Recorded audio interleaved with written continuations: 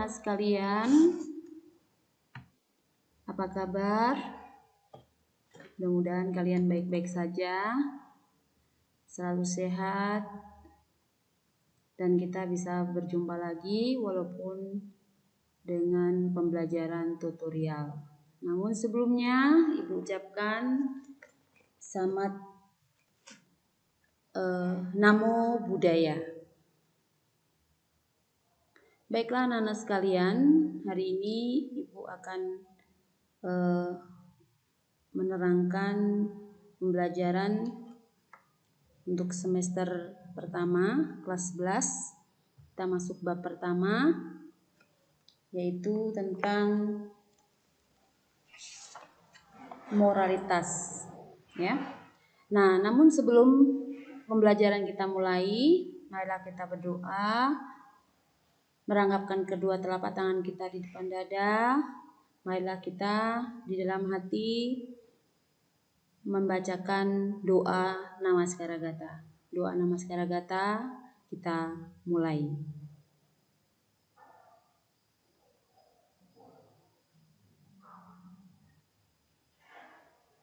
Selesai. Baiklah anak-anak sekalian, untuk pembelajaran pada hari ini kita tentang moralitas. Yang menjadi tujuan Ibu menerangkan tentang moralitas ini, kita harus memiliki tekad agar kita selalu berpedoman kepada moral dalam kita bertindak, kita berbuat, kita berucap. Nah, sekali lagi, jadi Ibu harapkan perilaku kita, perbuatan kita, tutur kata kita harus selaras dengan moral yang kita harapkan, yaitu moral yang baik. Baiklah anak-anak, kita mulai materi untuk moralitas pada hari ini. Kita buka yang pertama, itu adalah pengertian, ya, pengertian moralitas.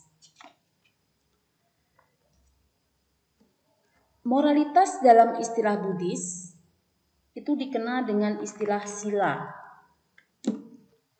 Nah, sila pertama kali dibabarkan oleh Buddha dalam khotbah pertama beliau, itu disebut dengan Dhammacakkappavattana Sutta. Jadi, sejak Sang Buddha membabarkan khotbah yang pertamanya, Dhammacakkappavattana Sutta, nah disitulah sila mulai kita lakukan, baik itu umat awam maupun umat garawasa, ya. Baiklah, moralitas itu berasal dari kata dasar moral, berasal dari kata mos yang merupakan kebiasaan, kata mors yang berarti kesusilaan dari mors. Nah, moral adalah ajaran tentang baik buruk yang diterima, umum mengenai perbuatan, sikap, kewajiban, dan lain-lain. Akhlak budi pekerti dan susila. Nah, itu berkenaan dengan moralitas, berarti berkenaan dengan perbuatan atau sikap kita dalam kehidupan sehari-hari. Nah, ini ada sikap yang harus kita kembangkan, ya, karena moralitas itu biasanya ada kaitannya dengan karakter atau watak di dalam diri seseorang, ya. Kalau kita sudah membiasakan baik, pasti dalam kehidupan kita pun akan baik, ya. Itu sekecil apapun itu, moralitas harus kita lakukan, ya. Dari yang terkecil akan menjadi besar. Nah, sila mencakup semua perilaku dan sifat-sifat baik dan termasuk dalam ajaran moral dan etika agama Buddha. Menurut kosakata dalam bahasa Bali, istilah sila mempunyai arti: 1. Sifat, karakter, watak, kebiasaan, perilaku, kelakuan, misalnya perilaku baik itu susila, perilaku buruk, perilaku kikir, ya, itu bukan kikir baik, ya, bukan, ya. Kemudian watak luhur, ya.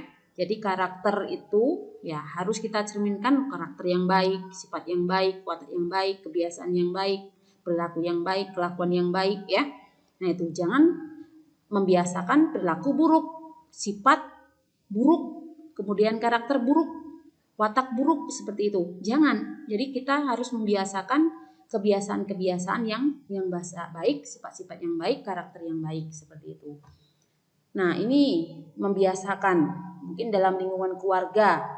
Kalian di rumah mungkin sebelum makan ya, kalian mungkin sebelum kalian pergi ke sekolah, sebelum kalian tidur, kalian pasti ada yang harus dilakukan, mungkin cuci muka. Itu adalah karakter yang dilakukan oleh keluarga kepada anggota keluarganya, seperti itu. Kemudian yang kedua, latihan moral, pelaksanaan moral, perilaku baik, etika budis, dan kode moralitas. Jadi semua itu ada kodenya. Kodenya siapa? Diri kita sendiri, dan kita yang akan menilai ada orang lain. Seperti itu. Baiklah, kita lanjutkan lagi. Yang kedua, moralitas dalam jalan mulia berunsur 8. Nah, di sini ada roda dharma, ya. Jadi kita dalam moralitas itu kita tinggal wrong way atau right way, jalan yang lurus atau jalan yang buruk. Kalau yang lurus, nah inilah jalan mulia berunsur 8 inilah yang menjadi pedoman dalam kehidupan kita sehari-hari. Nah, ucapan benar, kemudian perbuatan benar, penghidupan benar, pandangan benar, perhatian benar, konsentrasi benar, usaha benar, pikiran benar, ya. Nah, jadi cakupan dari jalan mulia berunsur 8 ini sudah ada cakupannya masing-masing.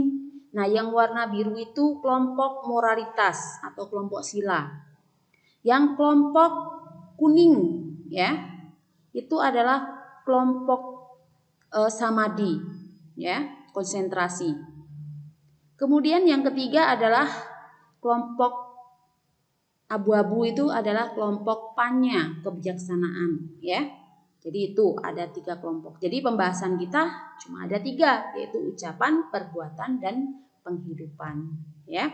Baiklah anak-anak, Ibu akan membahas satu persatu tentang 3 hal tadi yang berkenaan dengan moral atau sila.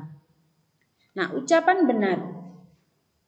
Ucapan benar adalah ucapan yang tidak didasari oleh keserakahan, kebencian, dan kebodohan, ya. Nah, ucapan yang termasuk dalam ucapan benar, ya, berarti ucapan yang jujur, kemudian ucapan yang mendamaikan dan tidak memecah belah, kemudian ucapan yang sopan, tidak berbicara kasar, ya. Kemudian yang selanjutnya ucapan yang bermanfaat baik untuk orang lain maupun untuk diri kita sendiri. Nah, itu, ya. Itu ucapan benar. Kemudian yang kedua adalah perbuatan benar. Perbuatan benar adalah perbuatan yang bertujuan untuk mengurangi keserakahan, kebencian, kebodohan batin, ya, mengurangi. Ingat ya, mengurangi keserakahan, kebencian, dan kebodohan batin. Dengan kata lain, perbuatan benar adalah perbuatan yang didasari oleh sifat kedermawanan dan cinta kasih. Jadi kedermawanan itulah yang akan mengurangi keserakahan, kebencian, dan kebodohan. Contohnya di sini, perbuatan yang menghargai hak hidup makhluk lain, ya. Misalnya ada orang yang mau makhluk lain merasakan kesakitan. Nah, kita menolongnya. Itu adalah salah satu mengurangi keserakahan ataupun perbuatan yang mencerminkan kedermawanan, dan kita tidak memandang bahwa itu adalah rendah di bawah kita, seperti itu. Contohnya misalnya di bawah kita adalah hewan. Hewan itu juga memiliki hak untuk hidup. Jadi kita juga kalau kita samakan dengan hewan, maka kita pun juga akan merasakan hal sama. Kalau kita tersakiti mungkin sama dengan yang dilakukan ataupun yang dirasakan oleh hewan-hewan, ya. Nah, seperti itu. Kemudian perbuatan yang menghargai hak milik orang lain, ya. Yang memiliki hak milik orang lain berarti mencuri. Kalau misalnya Anda mencuri, itu berarti mengambil hak yang bukan milik kita, ya. Berarti itu sudah termasuk perbuatan yang tidak benar, ya. Kemudian perbuatan yang tidak benar selanjutnya misalnya, ya, perbuatan menghargai hubungan personal yang berwujud menghindari dari perbuatan asusila, ya. Jadi kalau misalnya kalian melakukan misalnya ada teman cewek dengan cowok misalnya ya, kita harus menghargai agar pelecehan ataupun seksual itu tidak akan terjadi, karena biasanya seksual itu dilakukan oleh lain jenis ya, antara laki-laki dan perempuan, biasanya seperti itu, pegang bahu ya, awalnya pegang bahu dan lain sebagainya, itu juga akan meruntut kemana-mana. Jadi kita harus berhati-hati ya dengan yang namanya menghargai personal yang berwujud dalam menghindari perbuatan asusila. Mungkin Anda tahulah ya, perbuatan asusila itu sudah misalnya lain itu berpacaran, peluk-pelukan, kemudian cium-ciuman, itu sudah termasuk perbuatan asusila karena belum sah ya, atau belum sebagai suami istri ya. Nah itu paham ya. Baiklah, kita lanjutkan yang ketiga, penghidupan benar. Penghidupan benar itu merupakan cara menjalani kehidupan yang sesuai dengan prinsip-prinsip kebenaran ya. Nah, di dalam ajaran Buddha itu kalau kita mempunyai profesi ya yang kita jalani sebagai seseorang yang dijadikan sebagai kehidupan benar. Tetapi kalau kita profesi tersebut dijalani dengan cara yang tidak sesuai dengan prinsip-prinsip kebenaran, maka dapat menjadi kehidupan yang salah. Contohnya seorang dokter. Kalau dokter itu melakukan atau menjalankan profesinya sebagai seorang dokter, dia tahu kode etik dokter itu seperti apa. Mungkin kalau dia melakukan kecurangan dalam dia melayani pasien dan lain sebagainya, itu sudah melanggar yang namanya kode etik kedokteran, seperti itu ya. Itu.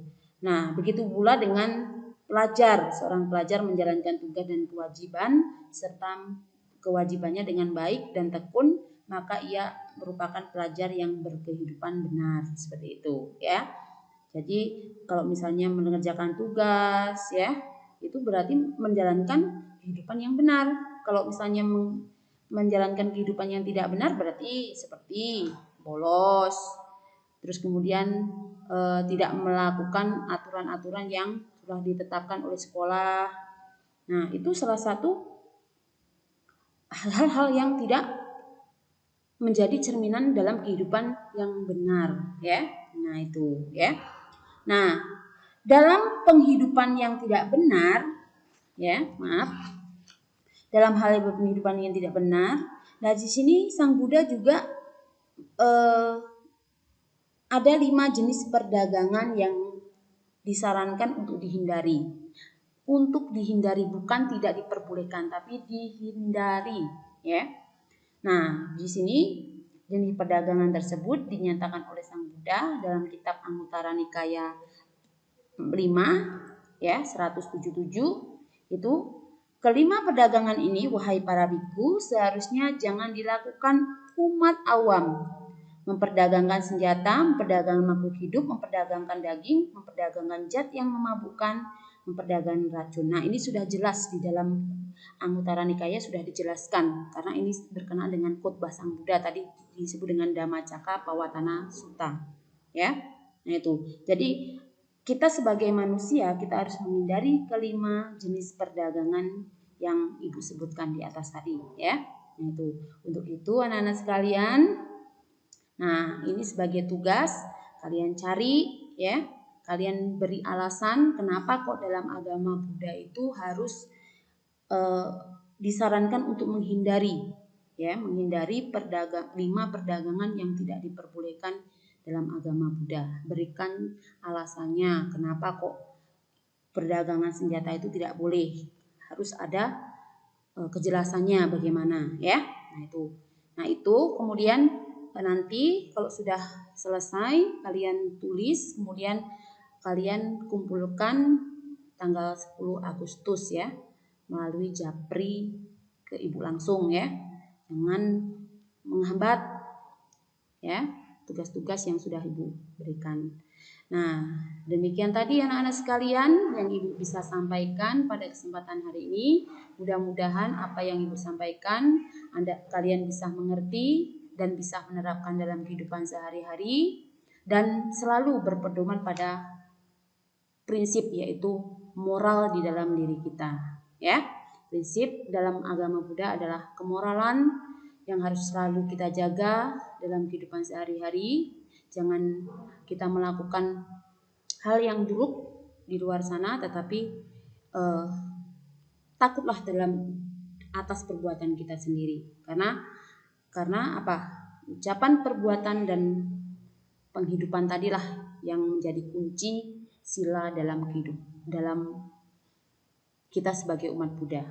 Oke, anak-anak sekalian, tetap semangat, tetap jaga kesehatan, sayangi keluarga, sayangi yang ada di sekitar kita, ya. Mudah-mudahan kita cepat pandemi COVID-19 ini akan segera berlalu dan kita bisa berjumpa seperti sedia kala, ya. Terima kasih. Aku akhiri. Namo Buddhaya.